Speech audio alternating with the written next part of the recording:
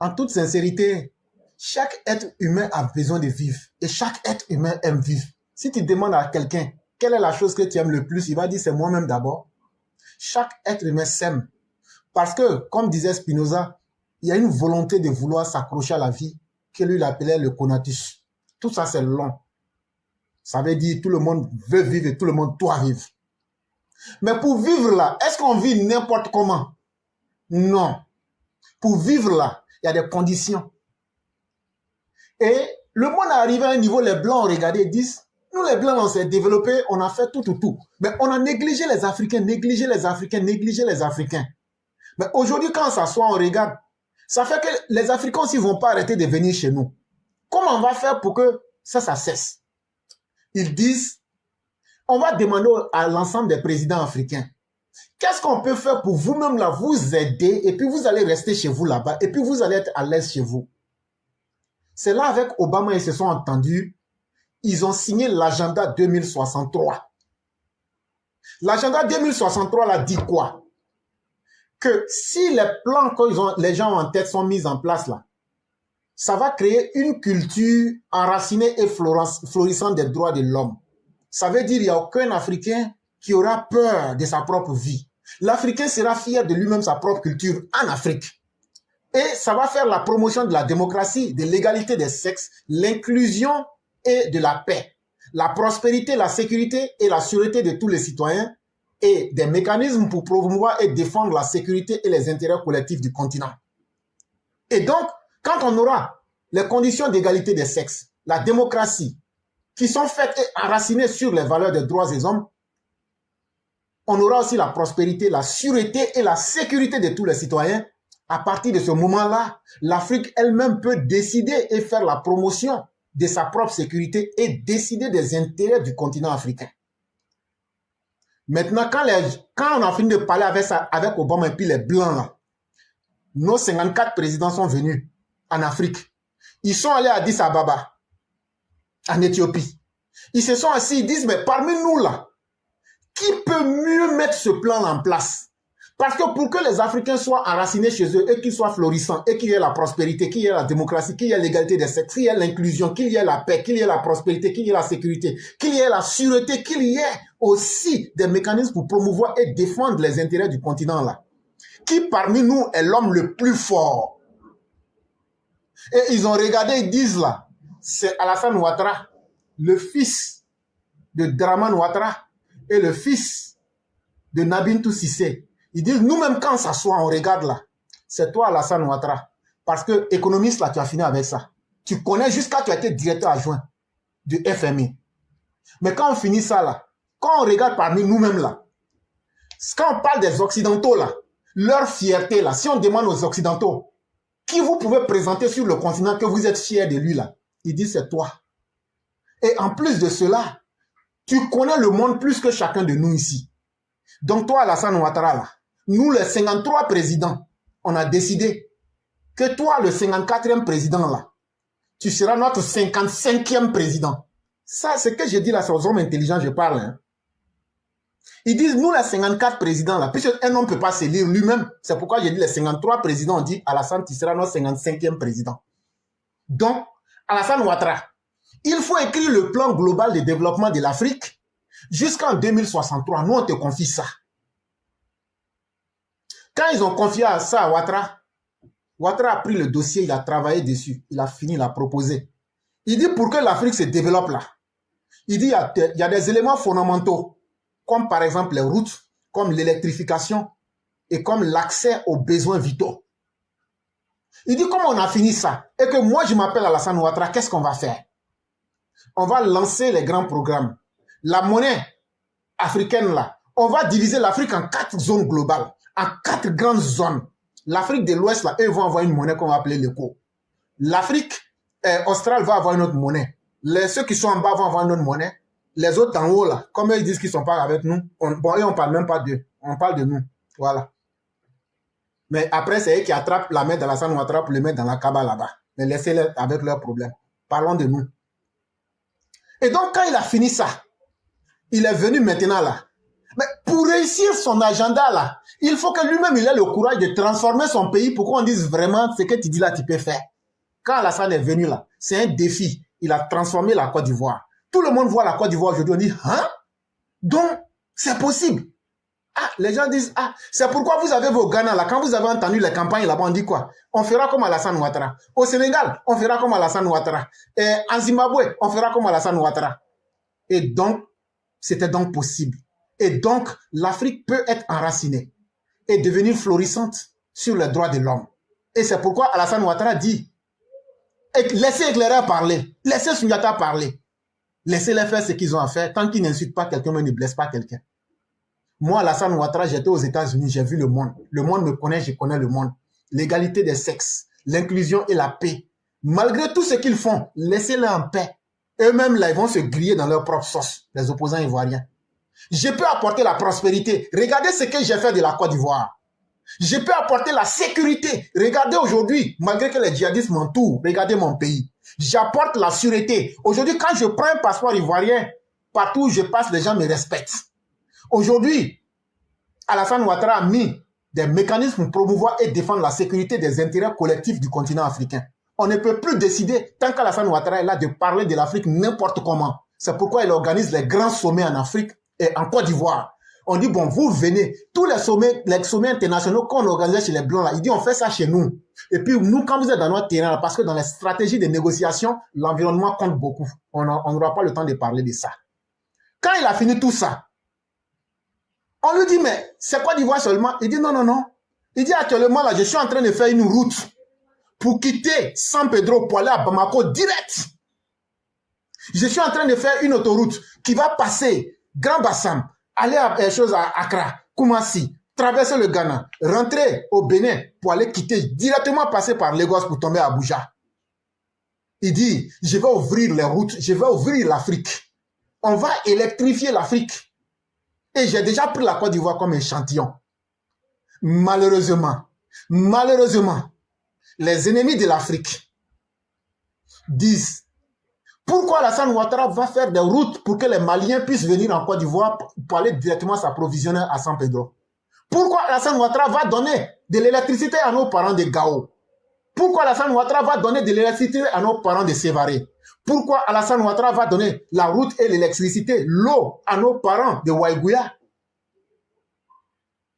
Ou bien de Bobo Dioulasso? Ou bien de Ouida? Ou bien de quelques régions de l'Afrique de l'Ouest? Dans le plan d'Alassane Ouattara, il avait décidé de faire de l'Afrique de l'Ouest l'exemple que le reste de l'Afrique allait suivre à partir du plan Agenda 2063. Ce n'était pas la Côte d'Ivoire seulement. Alassane Ouattara avait pris cette responsabilité sur lui de développer toute l'Afrique de l'Ouest. Mais hélas, l'homme africain n'aime pas lui-même sa propre bonheur. L'homme africain n'aime pas celui qui peut l'aider. Vous pensez que Dieu dit malheur à ceux qui tuent leurs prophètes? Malheureusement, nous, notre projet de vie aujourd'hui, c'est comment tuer Alassane Ouattara. Pour qu'on reste dans le sous-développement. Pour qu'on dise non, allons, on va aller tuer Éclaireur parce que lui, il est bêté. Comme il soutient la Djoula là, il n'est pas bien. Moi, je vous ai toujours dit, je ne suis pas Djoula. Mais je connais les conséquences de la violence. La violence là, c'est comme une balance. Aujourd'hui, c'est bon de ton côté, demain, c'est pas bon. Ce qui est mieux là, c'est de ne pas faire. La violence, la personne ne gagne dedans. Mais pourquoi ne pas lutter contre la violence elle-même et ceux qui sèment la violence, plutôt que de faire des choix pour faire prospérer la violence? Est-ce que les Africains ne sont pas dignes de rester chez eux en Afrique et d'être dignes? Au matin, lorsqu'on a fait arrêter Samori, avec nous-mêmes nos propres trahisons, on a trahi Samori, et que deux Blancs sont venus arrêter Samori dans son retranchement. On fait semblant, il dit, laissez. Pour que cela arrive ici, là, il a fallu que vous me trahissez. C'est comme ça qu'on a trahi Béhanzin. C'est comme ça qu'on a trahi nos propres. Et aujourd'hui, ce sont les enfants, les arrière-petits-enfants de ces mécréants, de ces impies-là qui viennent aujourd'hui, aller demander à Kémy Séba si son arrière-grand-père n'était pas un esclavagiste. Hey, en Afrique, on se connaît tous. Allez demander à Kémy Séba qui parle, qui saute, qui est panafricain là. Est-ce que son arrière-grand-père ne vendait pas les Africains à partir du port de Ouda? Chers Africains, vous pouvez vous tromper. Mais un homme qui se trompe sur lui-même, sa propre nature, est un homme perdu à jamais. Alassane Ouattara, là, on n'est pas obligé de l'aimer. Mais on est obligé d'utiliser son cerveau. C'est là que les Blancs nous ont battus. Et c'est là que les Blancs vont continuer à nous battre. Quand des gens comme moi, quelqu'un qui n'a même pas de visage, se plaint sur Internet, Alassane Ouattara dit laissez-le. Et on prend ce qu'il a dit, ce qui est vrai dedans pour travailler. Qu'est-ce qu'on veut? C'est ce qu'on appelle faire la promotion des droits de l'homme. Quand quelqu'un qui n'est rien, quand ce qu'il dit là, on prend ça en considération et puis on dit, il y a des gens, il y a quelqu'un qui dit que Internet coûte 300 francs là-bas. Effectivement, ce qu'il a dit n'est pas faux. Quand on a regardé là, les députés de RHDP disent, on va prendre cette loi-là pour regarder et puis on va faire un prix moyen. Ça là, si tu ne te sens pas respecté là, c'est que toi tu ne sais pas quelque chose d'autre. Chaque lundi, le gouvernement de la Côte d'Ivoire m'apporte le rapport hebdomadaire de leurs activités. Et ça, pour les élèves de la classe. Ça là, je veux quoi encore? Non, je n'ai qu'à avoir un compte bancaire. Ils n'ont qu'à me donner milliards. Là, comme ça, je serai content. Mais milliards qu'on va me donner là, c'est milliards volés. Milliards qu'on va prendre pour me donner là, pour que moi je sois satisfait là. Ça détruit la vie de certaines personnes. On devrait prendre pour construire des écoles, des hôpitaux, des routes. C'est pourquoi moi je dis là, moi je n'ai pas besoin de cet argent là. Tant que ça va détruire la vie de millions de personnes, je n'ai pas besoin de ça. Afin que vous voyez là, en 2020, il a dit à Ouattara, il dit si tu ne veux pas que je m'ajoute au CNT là, il faut me donner 1 milliard. Je ne vais pas m'ajouter à eux. Alassane Ouattara dit je ne te donne pas. Si tu veux, il faut aller t'ajouter à eux. C'est là la fille est sortie, il a commencé à menacer, à insulter. Il dit je préfère prendre ça pour mettre en route. Et donc il y a beaucoup de choses qu'on ne dit pas. Mais il y a des jours aussi, il faut dire beaucoup de choses. Pour qu'on sache que Alassane Ouattara qu'on a là, moi je ne l'ai jamais vu. Sinon je vais jusqu'à dans son bureau. Mais c'est mon papa, je ne vais jamais courir pour aller le voir. Mais c'est des gens qui respectent les Ivoiriens. Des dirigeants qui respectent leur peuple là, sans distinction là. On est aussi obligé de les respecter. Sinon, ce que nous on dit souvent sur la plateforme là, c'est dur. C'est extrêmement dur. Mais quand on va là-bas, là, les mêmes personnes, voilà, Marius Koudou est là. Même quand il y a que vous dites qu'on critique là. La dernière fois, on était ensemble à Abidjan là-bas. Et donc, si ce n'est pas à cause de Alassane Ouattara là, les critiques qu'on fait, même si c'est vrai, ça fait mal. Mais tout ça là, c'est que l'Afrique peut se développer. Mais si nous-mêmes les Africains, on encourage les mauvaises valeurs, Kémy Séba, actuellement là, est-ce qu'il y a la guerre au Bénin? Quand vous regardez Patrick Talon, sa dureté là, est-ce que Patrick Talon n'est pas plus dictateur qu'Alassane Ouattara? Au Cameroun là, Paul Biya, ça lui fait combien d'années? Depuis 1982. Quel dégât il ne cause pas aux Camerounais? Mais Nathalie Nyam ne parle pas de ça. Franklin Nyamsi au Cameroun ne parle pas de ça. Mais il trouve le temps d'aller chez vous au Mali, d'aller chez vous au Burkina, pour aller installer Wagner là-bas. Des mercenaires qui tuent et qui violent nos femmes, nos mères. Et vous, vous les soutenez dans ça. Mais si nous, on ne sort pas pour vous insulter, pour vous ramener à l'ordre, on ne voit pas un autre moyen qu'on peut utiliser pour vous ramener à l'ordre, chers Maliens, chers Burkinabés. Si Wagner est si bon, pourquoi Capo Chichi ne prend pas le temps d'aller installer ça au Bénin chez lui là-bas, alias Kémy Séba? Si Wagner est si bon, pourquoi Paul Biya ne l'installe pas à travers Nathalie Yam et à travers Cameroun, Franklin ou Cameroun, Bamenda, d'installer ça là-bas, au Cameroun? Mais c'est chez vous. Ils viennent prendre de l'argent et puis sacrifier les Maliens et les Burkinabés et vous êtes heureux. Ce qui a fait qu'aujourd'hui, l'autoroute qui devait aller au Mali, là, la Côte d'Ivoire a déjà fait pour lui. Le Mali ne va jamais voir ça, son autoroute. Vous allez être dans la souffrance, dans la pauvreté. Même chose pour le Burkina. Et donc, il est important qu'on puisse vous interpeller pour que ceux encore qui peuvent se sauver.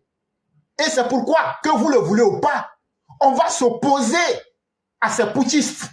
Et on va lutter contre eux. Et on va demander au peuple de se lever contre eux et de les chasser du pouvoir pour organiser des élections, pour mettre des gens dignes, des gens qui peuvent donner leur signature, qui peuvent inspirer confiance pour que ces pays-là se développent. Parce que si on développe la Côte d'Ivoire, mais qu'autour de nous, c'est le malheur qui est là, c'est qu'on n'aura rien fait. Chaque être humain est digne de rester chez lui et d'être à l'aise chez lui. Cela est possible, mais c'est à nous les citoyens africains de savoir avec quel dirigeant on va faire ce combat-là.